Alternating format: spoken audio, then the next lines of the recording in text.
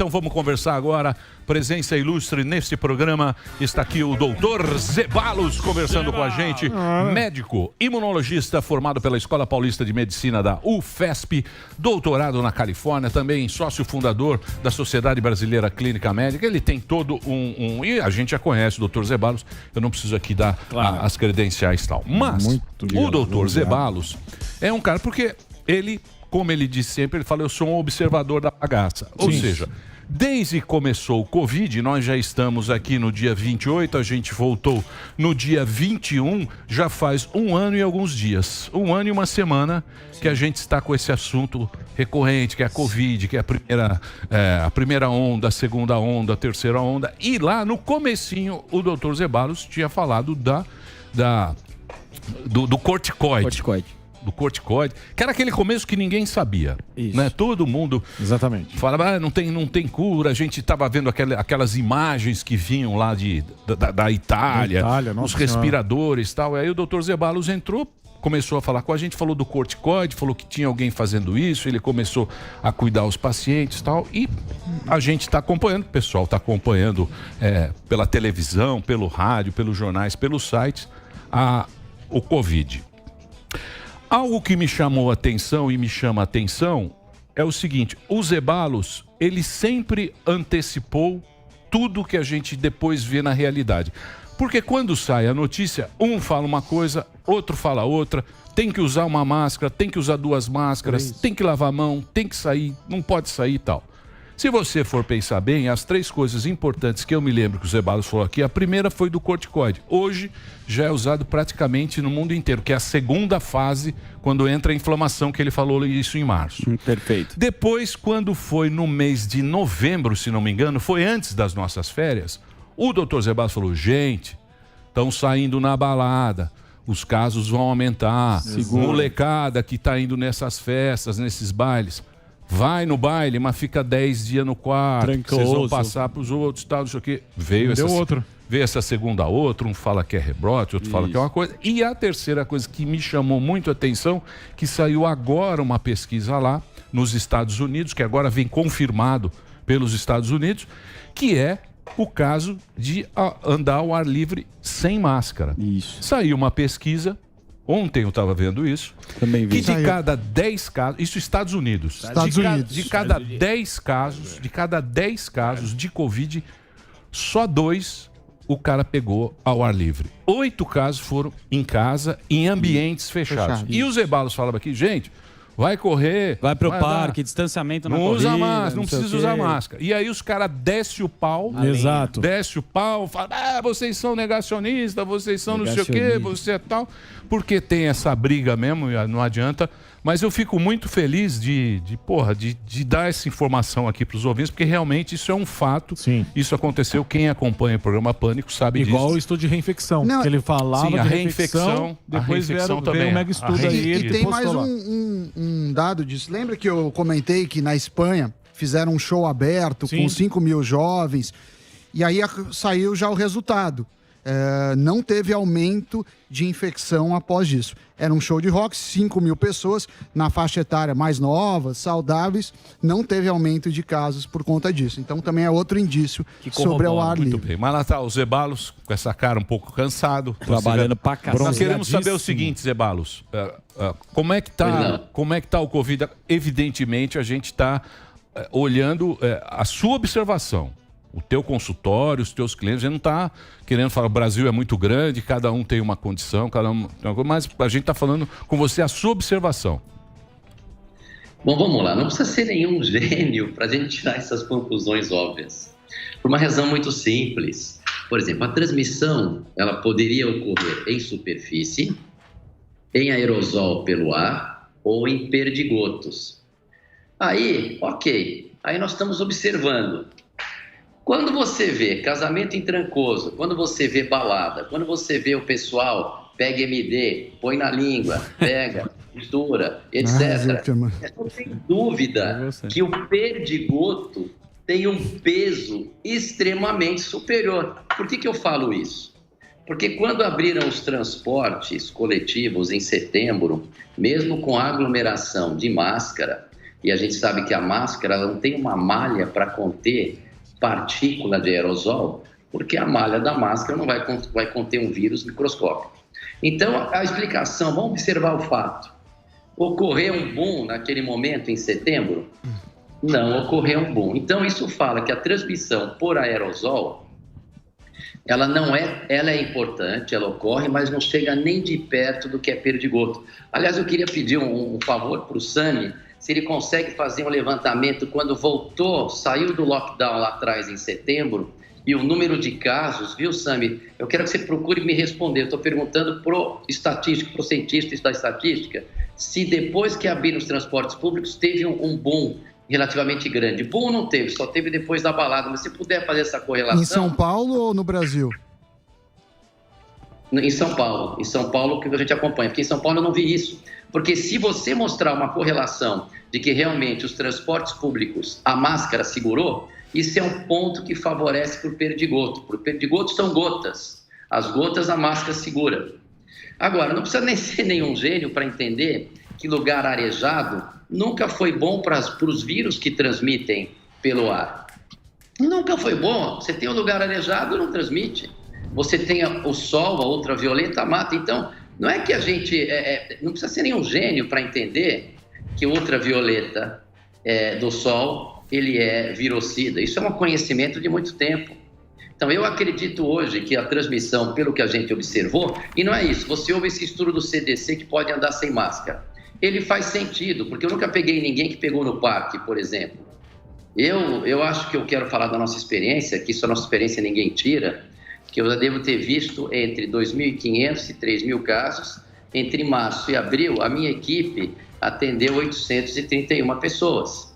E os números estão caindo vertiginosamente, porque toda epidemia tem começo, meio e fim, é só não me aparecer outra mutação, que a gente vai. Mas nós aprendemos, com essas informações, que a transmissão na superfície é raríssima, com essas informações, que a transmissão em locais ventilados e arejados não é relevante, a gente consegue educar os brasileiros, e a molecada principalmente, que já levou 2 pauladas, espero que tenham aprendido nisso, a se cuidar.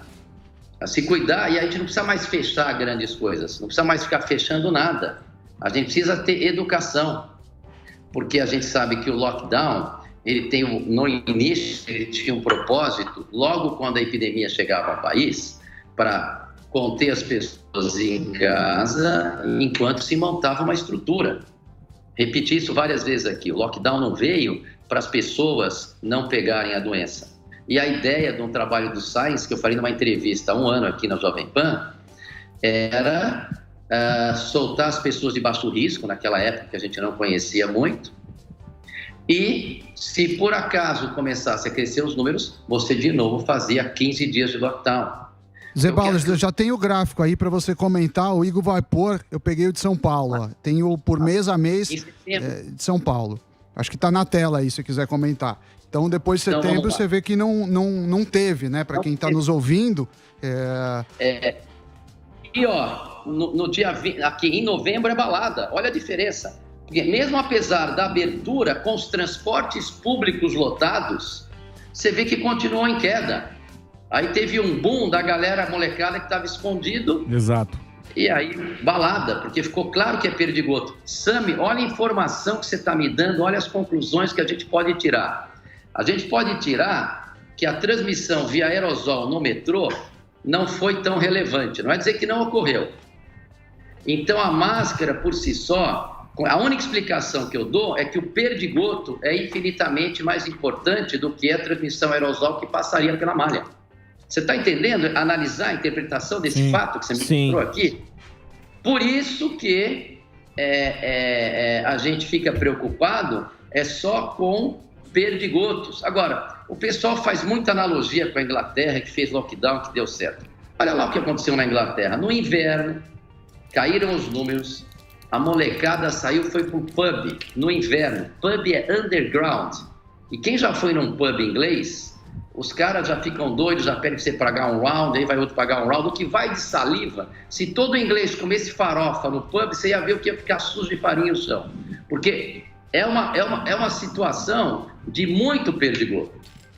É uma situação muito perdigosa. Então, Sami, essa informação que você está nos dando nos dá uma relativa segurança em relação com as máscaras, mostrando que talvez, a isso nós estamos antecipando aqui, o papel do aerosol seja muito inferior ao papel do perdigoto. Então quer dizer, Zé Balos, é lugar fechado, né? É ambiente fechado, é ambiente fechado, é festa, é casamento, é baile, o cara tá fechado, falando alto, bebendo e tal. É aí que tá o negócio. Teve festa de fim de ano, todo mundo se encontrou. E fora que lá atrás falaram que em Nova York 70% das infecções foram dentro de casa. Então, muito bem. Agora me fala uma coisa, Zé Balos. Outra coisa que eu tava vendo aí na sua rede social é o seguinte, que é o teu estudo. Porque ficou também essa briga de... Como é que eles falam? De... precoce. Tratamento precoce. Isso aí, posso fazer questão sobre isso? Não, então, isso aí ficou uma briga do tratamento precoce e tal. E saiu um estudo seu, me parece que numa revista. Eu vi alguma coisa na internet. O que foi, o que significa isso? Mas troca em miúdos aqui que a gente não entende muito bem claro. Isso. Ô, doutor Zé Balos, se você me permite, só antes de você começar a pergunta, vou pegar a carona aqui no Emílio, que vai ao encontro do que ele disse. Você tem sido, assim, desde o início, um grande expoente aí do tratamento ambulatorial com corticoides. Aí também tem a questão toda do tratamento precoce e, para mim, uma das grandes tragédias foi a politização e a falta de consenso desbragada dentro da comunidade científica. Ao que você atribui isso? É vaidade acadêmica, intelectual entre diferentes grupos dentro da comunidade científica? Porque você fala uma coisa, os tratamentos precoces fala outra. Ontem sai a revista Science falando que o Brasil é uma desgraça no combate à pandemia. Nobel de Física e de Medicina também. Aí parece que é uma guerra de egos que estão jogando com vidas em jogo, né? Fica complicado. Bom, é o seguinte, quando você... doutor, deixa eu só fazer uma colocação que eu li hoje, o Bill Gates, ele falou assim, para você ver que loucura está esse Mr. Bill. O Bill Gates, saiu uma matéria sobre o Bill Gates, depois se até puder eu vou colocar onde está. Ele dizendo o seguinte, que vai ter uma nova pandemia. Sim. Nós teremos uma nova pandemia e ele sabe... Só ele sabe como cuidar da população. Bom, o Bill Gates. Só que ele que avisou que ele já tinha cantado a bola antes do coronavírus. Muito bem, então vamos falar da vaidade. Vai ser 10 vezes pior. 10 vezes pior. Legal. Saiu isso aí. O Bill Gates disse. Pode falar, doutor. Bom, eu vou falar do trabalho que está no medRxiv. O que a gente foi lá? Conseguir finalmente fazer um relato do que aconteceu no Pará. O Pará não tinha hospital. Nós demos uma solução oral e graças aos heróis paraenses houve um resultado absurdo, nós vimos mais de 500 casos, perderam só 3 casos, mas não são 500 casos que se infectaram, 500 casos que estavam precisando de hospital. Então, quer dizer, naquele momento que só eu falava do corticoide, naquele momento eles estavam em desespero, eu dei a solução porque eu estava vendo já o resultado do corticoide na veia. E aquilo que você vê, ninguém pode tirar de você. Ninguém vai falar que o sol é verde se você está vendo que o sol é amarelo. Então, o que acontece? Esse trabalho foi um relato que tem esse que a gente chama do Milagre do Pará, demorou para ser colocado no medRxiv porque faltava uma questão ética e a gente conseguiu colocar. Isso é um pré-print. É um relato de uma experiência que os cientistas vão dizer, mas, poxa, será que a amostra é viciada ou não? Não interessa, o meu objetivo é abrir a cabeça das pessoas baseada nos resultados. Graças a esse trabalho do Pará, há mais de um ano que eu trato a grande maioria dos meus casos com vigilância, eu e a minha equipe e outros médicos que absorveram esse conhecimento em casa. A grande maioria a gente trata em casa. Eu acho que pouca gente no Brasil faz isso. Eu acho que no mundo também pouca gente faz isso. E não é só por conta dos medicamentos do tratamento precoce. Porque naquela época eu enxergava que se eu controlar a inflamação do pulmão, depois, por isso que não pode dar antes, que o sistema imunológico, que é o que elimina o vírus, ele entrar com a inflamação, você evita o pior, que é todo o desenvolvimento de um quadro inflamatório. E nós temos tido os resultados. Com essa cepa nova, de 831 casos, infelizmente eu perdi 3, mas desses 3, um me procurou tarde, 2 era uma senhora de idade, tinha Alzheimer, 79 anos, ela morreu de uma hemorragia, e o outro também uma senhorinha que estava saindo, mas sangrou por conta do que a gente tem que dar para o tratamento desse vírus. Então, se você olhar de 831, eu internei pouco dessa turma que fez o tratamento desde o começo. O número que a gente perdeu foram 3 pessoas, que para essa família é um absurdo, mas uma estatística mostra um resultado brilhante. Não era para nós estarmos como estamos hoje. A cepa anterior, então, nem internar a gente precisava. Então, o que eu quero dizer é que agora tem um registro, que é um pré-print. Eu talvez não consiga publicar numa revista de renome, mas eu não estou preocupado. Eu estou preocupado em difundir esse conhecimento e ligar um alerta. Porque as pessoas que sobreviveram no Pará não esquecem do remédio que tomaram. Esses casos que eu devo ter visto entre 2.500 e 3.000 casos ao longo desse ano também, não vão esquecer que eu tratei todo mundo em casa, a grande maioria. E as minhas internações sempre foram muito poucas, eram 8, 12. Só nessa cepa nova, que aquele dia que eu vim, que eu não tinha dormido direito, eu fiquei com 32 pacientes internados em 3 hospitais, e aquilo foi realmente complicado. Então, vamos lá em relação às vaidades. Existem, sim, vaidades, mas eu acho que é algo superior à vaidade. Eu acho que o médico tem que voltar a ser médico, a soberania tem que ser médico, tem que ter o hashtag, o paciente em primeiro lugar. Então, eu vou fazer um raciocínio diferente para evitar qualquer conflito de quem não está de acordo, não precisa estar de acordo comigo. Então, vamos fazer o raciocínio inverso. Eu gosto de olhar o problema por outro ângulo. Então, vamos lá que o pessoal... Vamos falar de juventude para sempre. Como é que você retarda o envelhecimento? Então, tem vários... O pessoal toma vitamina, o pessoal toma chá de boldo, o pessoal toma o que for. Aí vamos fazer o raciocínio inverso. Teve um estudo... Vamos estudar os centenários, o que eles têm de comum para viverem muito? Muito bem, foram estudar os centenários. Tinha gordo, magro, fumante, alcoólatra, tinha de tudo lá. A única coisa que eles tinham em comum era a atitude diante da vida. Eles tinham alegria de viver. Você pega um Oscar Niemeyer, que foi um centenário que fumava com enfisema, ele compôs samba na UTI. O que eu quero mostrar? Eu quero mostrar, fazer o raciocínio inverso de ver o que as pessoas que vivem muito têm. Eu vou usar isso para os nossos resultados. Eu não sei o que está funcionando. Para falar, eu tenho algumas ideias, tenho algumas versões, porque os mecanismos de medicamento... Sabia que vocês tomam um medicamento que a gente não sabe o mecanismo qual é? A gente não sabe, a gente só sabe que funciona. É isso que a gente sabe. Antidepressivo, antipsicótico. Por isso que tem antidepressivo, trazodona, que melhora a libido, ninguém sabia. Tem outro antidepressivo que melhora a dor. Mas, poxa, ambos aumentam a serotonina, por que um tira a dor e o outro não? A gente não conhece os mecanismos exatos dos medicamentos, então não vou entrar nesse mérito. Eu, como médico que gosto de resolver o problema do paciente, eu quero resolver o problema do paciente. E nessa hora a observação é muito importante, e aí os protocolos caem, porque os protocolos eles são desenvolvidos de acordo com o que se conhece de medicina.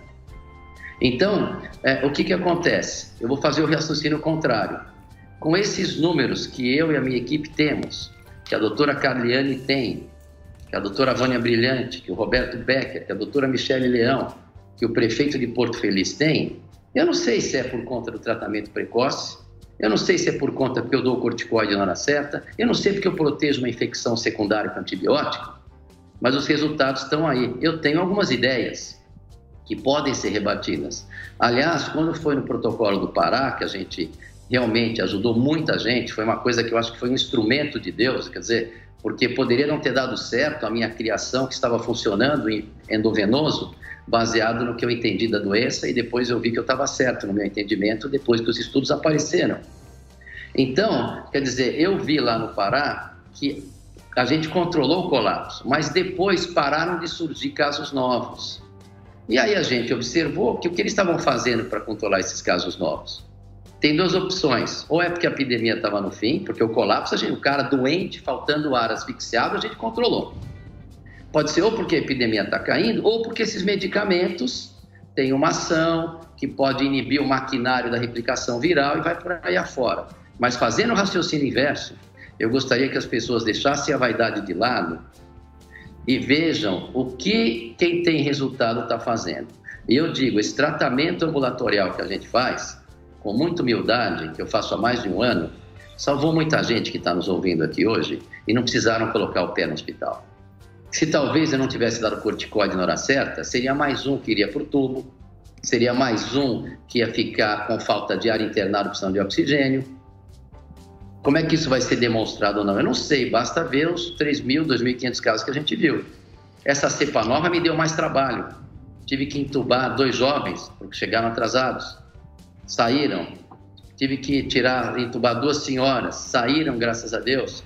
Aí eu devo a medicina de ponta, dos hospitais de ponta, dos intensivistas preparadíssimos que nós temos aqui no Hospital de São Paulo, mas essa medicina não é acessível a todos. Dos fisioterapeutas e tudo mais, todo um time trabalhando com a sinergia, com o único propósito de salvar o paciente. É uma alegria quando o pessoal dá alta para um caso grave. Então, nós temos que tomar cuidado agora, nesse século, com o que você lê. Seja da revista Lancet, que teve que se retratar, seja do Science, seja do Prêmio Nobel. Nós temos que olhar, o cara pode ser astrônomo, mas se ele fala que o Sol é verde, você fala que tem alguma coisa errada aí. Outro dia eu vi a filha de uma amiga minha falando que o que ela estava falando estava certo porque ela viu na internet. Aquilo me deu um calafrio. Você tem que chegar, olhar e voltar a pensar, senão você está facilmente sendo manipulado, porque eu vi trabalhos mostrando que a reinfecção de 60%. Isso, mesmo que eu não tivesse visto que não tem reinfecção, porque isso eu vi, uma coisa que eu estou vendo, eu não posso ignorar o número, a casuística que eu tenho. Eu falo da nossa casuística. E aí, eu não posso ignorar isso. Mas eu estou vendo que as pessoas pegaram o péssimo hábito de ler a manchete e não querem mais pensar. E é isso que tem que mudar, porque senão são vulneráveis à manipulação.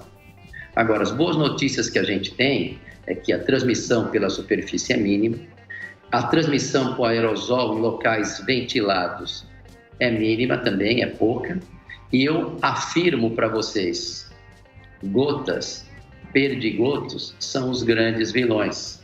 Um dia eu fui dar entrevista num outro programa, a profissional falou, olha, já que máscara não se mostrou eficiente, eu falei, peraí, em que situação você está falando isso? Porque como é que a máscara não se mostrou eficiente se não teve lá no metrô de São Paulo? A máscara se mostra eficiente, só que ninguém vai numa balada de máscara. Exatamente. Boa. Exatamente. Ô Zé Balos, como é que está hoje? Como é que você está olhando hoje? Porque você sempre entra aqui e você adianta aí o quadro, porque a gente sabe que você tem muitos pacientes, você está vendo o negócio, você está envolvido nisso, está envolvido, nem dorme direito. Como é que está hoje em dia a visão do médico, a tua visão? Oi? Eu tenho dormido melhor, isso é um bom sinal. Chegou um dia que ocorreram 85 solicitações de consulta do Brasil inteiro para a minha equipe. Hoje nós estamos com 4 ou 5, isso vem do Brasil. Eu tinha 32 casos internados, hoje eu estou com 12, e desses alguns ainda são a inércia porque foram casos graves. Hoje ninguém mais está dormindo no pronto atendimento esperando vaga, porque os hospitais de ponta começaram a se adaptar com inteligência, abrindo áreas de plástica para absorver o que aconteceu há 3 semanas atrás. Então, realmente, os números estão caindo. Como eu sempre falo, toda epidemia tem começo, meio e fim. Veio uma cepa nova, tem começo, meio e fim. Agora, o que nós aprendemos, hein? Nós aprendemos que foi muito bom, que é por gotículas. Então, você está ao ar livre, está numa praia, por exemplo. Eu espero que as autoridades que estão tirando um senhor da praia, que eu vi numa cadeira, ou próximo, a pessoa mais próximo dele tinha 100 metros, no local ventilado, eles façam uma revisão, e obviamente devem estar fazendo, e atualização da transmissão. A transmissão ela é violenta, sim, com perdigotos, mas ao ar livre, na mesa. Isso é uma coisa que a gente observa. Eu contei para vocês da menina que sentou do lado de uma, não pegou, sentou do lado da outra, não pegou, só pegou quando foi na balada. Logo, superfície não transmite. Máscara, o Sami acabou de mostrar números e nós, no raciocínio, interpretamos esses números. Isso já é um sinal que nós estamos antecipando que daqui a pouco vai dizer que a transmissão em aerosol responde a 10% ou 15%. Isso não é capaz de causar colapso. Zé Balos, e a vacinação? Você acha que está indo num ritmo bom aqui no Brasil, a vacinação? Olha, o pessoal mete o pau, mas não é fácil. Eu acho que as vacinas estão chegando. Aí outro dia me falaram, eu soube ontem, que a gente não está nem tempo de focar, que a Anvisa não aprovou Sputnik. Sim. Eu já falei para vocês que o critério tem que ser segurança, primeiro, e eficácia. A Coronavac, para a cepa anterior, ela mostrou uma eficácia de 50%, segundo estimativa, e casos leves. Para essa cepa nova, teve algumas pessoas que tiveram casos leves que tomaram a vacina, mas teve outras que foi uma catástrofe, porque a cepa é diferente. Então, o que acontece? Como são vacinas em estilo emergencial, a gente não sabe ainda o tempo que está nos mostrando. Com essa cepa P1, eu vi que a eficácia foi menor do que foi anunciada para a cepa anterior. Você pega Oxford, aí o que acontece? Aconteceu lá alguns trombos. Aí você tem que evitar de tomar essa vacina se você sabidamente tem predisposição a fazer trombose. Agora, você tem que analisar custo-benefício. O meu sogro tomou a Coronavac e ficou protegido porque eu mandei dosar anticorpos neutralizantes, que não é sorologia. Já uma senhora tomou a vacina, teve que ser entubada, já está em casa feliz com a família. Então, o que acontece? Oxford é só você ver se você tem risco de ter trombose, porque ela tem uma boa proteção para a cepa anterior. Fizeram um estudo com a cepa inglesa, que tem mutações parecidas com a de Manaus, o estudo mostrou que diminui a eficácia. Agora, não diminui a cepa P1, ela não diminui a eficácia do seu sistema imunológico, que foi desenvolvido por anos, porque o nosso sistema imunológico não se resume só a produzir anticorpos, ele se resume a produzir toda uma imagem, toda uma resposta de imunidade celular, e é essa que explica porque eu não tomei a vacina, porque eu estou com 85% de anticorpos neutralizantes, estou constantemente me expondo, mostrando já outra tese, porque o sistema imunológico não é burro, ele não fica produzindo anticorpos toda hora, ele só produz mediante um estímulo, são as células de memória que a gente fala que faz tempo, já teve vários estudos mostrando, e, por exemplo, o critério na Espanha são 6 meses. Por que são 6 meses? Porque tem estudos mostrando imunidade até 6 meses. Estou falando até 6 meses. A minha imunidade já tem mais de 1 ano, mas como não é um estudo que não tem um número relevante, eu não posso falar para as pessoas que tiveram não tomarem. O Center of Disease Control, ele manda tomar vacina quem teve depois de 3 meses. Por que isso?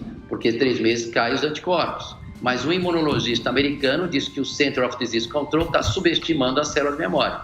Então, quer dizer, quem teve a doença, a gente sugere tomar 6 meses até sair um trabalho mostrando que dura mais. Esse é um critério que a gente tem que analisar. Agora, a doença está diminuindo, a colocação que o Marinho fez é perfeita, não é porque eu já não estou, nesse século, não é porque o cara é o presidente da sociedade tal, não é porque o cara já ganhou um prêmio Nobel, não é porque um cara, ele tem que falar informação, você tem que ouvir porque é uma pessoa de credibilidade, mas você tem que ver se está batendo, se faz sentido com o seu dia a dia.